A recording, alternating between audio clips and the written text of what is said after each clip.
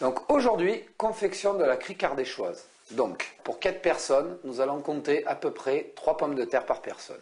À environ une demi-botte de persil, voire un tiers de la botte, tout dépend si elle est volumineuse, du sel, du poivre, de l'huile et de l'ail.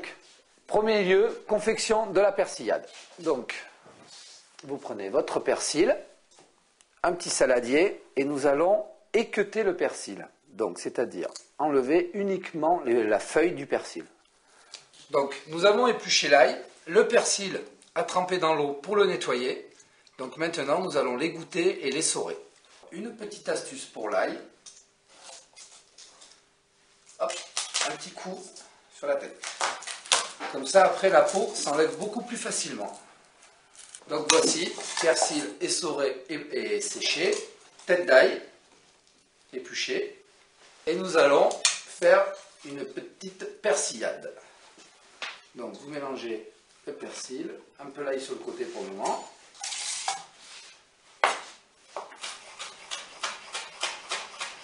Pour hacher l'ail, on peut l'écraser d'abord avec le plat du couteau de la lame. Après on l'incorpore dans sa persillade. Et on continue à hacher. Donc une fois votre persillade confectionnée, hop, vous la réservez de côté. Et après vous épluchez vos pommes de terre. Personnellement, pour avoir une belle couleur bien blonde et des pommes de terre bien croustillantes, je vous conseillerais d'utiliser de la Mona Lisa. Et si jamais vous ne trouvez pas de Mona Lisa, vous pouvez utiliser de la Binge, qui elle est une pomme de terre qui se trouve toute l'année. Une fois vos pommes de terre épluchées, vous les lavez et ce sera le seul moment où on lave la pomme de terre. Donc voici la pomme de terre lavée, pas besoin de la réessuyer. Maintenant nous allons la râper.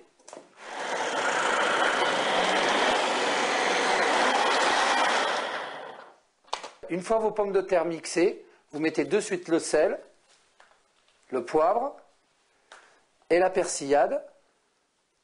Vous allez constater qu'en mélangeant votre appareil, les pommes de terre vont rendre de l'eau. C'est tout à fait normal, c'est la réaction avec le sel. Et c'est ce qu'on veut dans la recette. N'ayons pas peur de bien malaxer. Donc j'égalise un peu le dessus, c'est pas par maniaquerie, c'est parce que je veux bien que mes patates trempent bien dans leur jus, pas qu'il y ait d'oxydation en surface. Voici les pommes de terre bien mélangées avec l'ail et le persil. Et avant de les cuire, nous allons les laisser à peu près reposer 10 minutes. Pendant ce temps, on peut déjà préparer sa poêle qui va servir à cuire les criques. Pour cuire vos criques, je mets environ, on va dire, un bon centimètre d'huile dans la poêle. Donc, confection des criques. Donc vous prenez à peu près l'équivalent d'une bonne poignée et on presse. Mais on presse fort, très fort, pour enlever le maximum d'eau.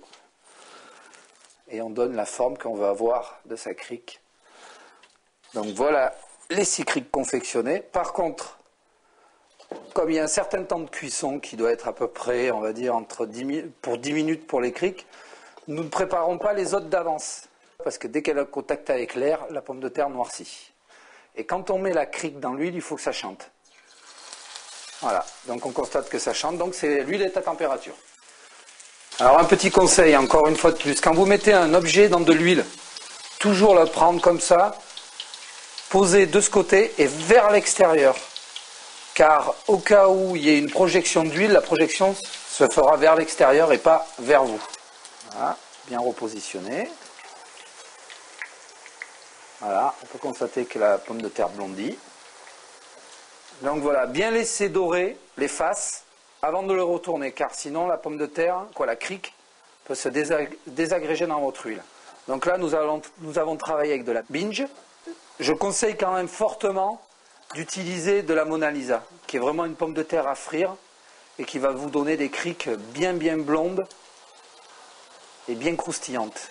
Et toujours feu vif, hein. Donc voici votre crique cuite. Donc hop, On la met sur la petite feuille de papier essuie-tout pour qu'elle rende un maximum d'huile. Donc voici nos criques une fois cuites. Je vous redonnerai un petit conseil personnel. Pour les criques, vous les mettez droites dans votre plat pour qu'il y ait un maximum d'huile qui s'égoutte. Donc maintenant, nous allons passer à la dégustation. Donc voilà, voici cette crique. Et voici à peu près la couleur que vous devez avoir à l'intérieur. Petite présentation pour vos criques, un truc très simple. Hein. Là, j'ai mis en demi-cercle. Là, vous pouvez rajouter une petite feuille de salade, des bouts de tomates et vous servez comme ça. Et bon appétit!